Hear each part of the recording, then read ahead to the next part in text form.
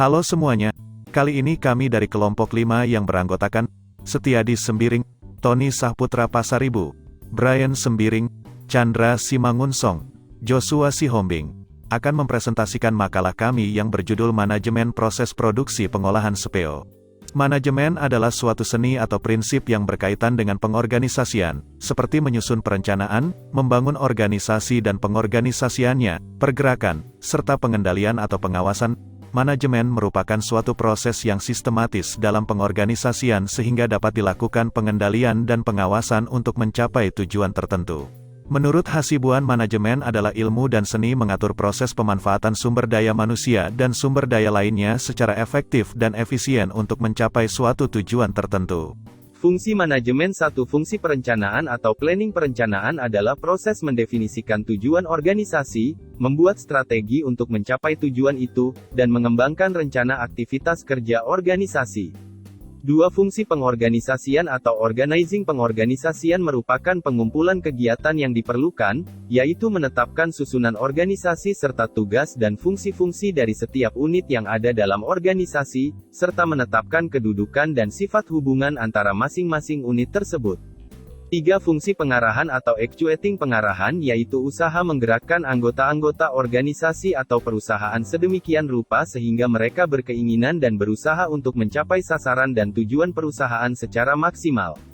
Empat fungsi pengendalian atau controlling. Pengendalian dapat diartikan sebagai proses penentuan apa yang dicapai, pengukuran, dan koreksi terhadap aktivitas pelaksanaan dan bila mana perlu mengambil tindakan korektif sehingga pelaksanaan dapat berjalan menurut rencana.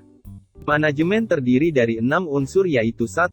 Man atau manusia. Dalam manajemen, faktor manusia adalah yang paling menentukan. Manusia yang membuat tujuan dan manusia pula yang melakukan proses untuk mencapai tujuan. Tanpa ada manusia tidak ada proses kerja, sebab pada dasarnya manusia adalah makhluk kerja. 2. Money atau uang merupakan salah satu unsur yang tidak dapat diabaikan. Uang merupakan alat tukar dan alat pengukur nilai. Besar kecilnya hasil kegiatan dapat diukur dengan jumlah uang yang beredar dalam perusahaan.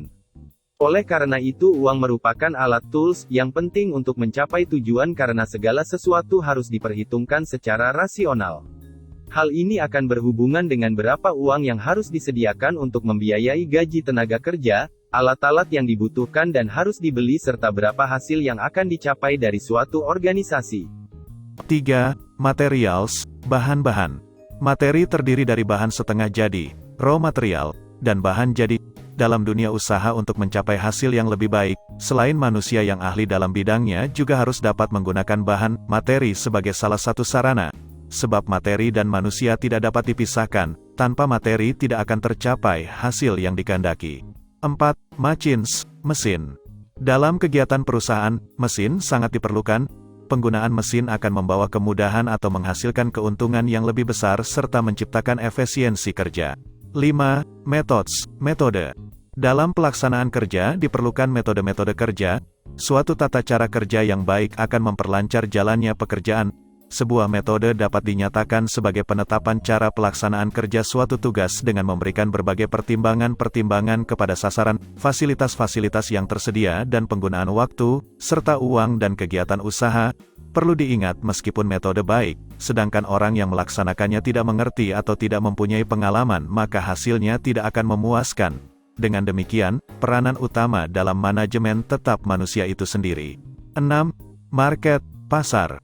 Memasarkan produk barang sudah tentu sangat penting, sebab bila barang yang diproduksi tidak laku, maka proses produksi barang akan berhenti, artinya, proses kerja tidak akan berlangsung. Oleh karena itu, penguasaan pasar dalam arti menyebar hasil produksi merupakan faktor penentu di dalam perusahaan. Agar pasar dapat dikuasai maka kualitas dan harga barang harus sesuai dengan selera konsumen dan daya beli, kemampuan konsumen. Proses produksi CPO. 1. Jembatan timbang. 2. Penyortiran buah sawit. 3. Proses perebusan buah sawit. 4. Proses penebahan. 5. Proses pemurnian minyak.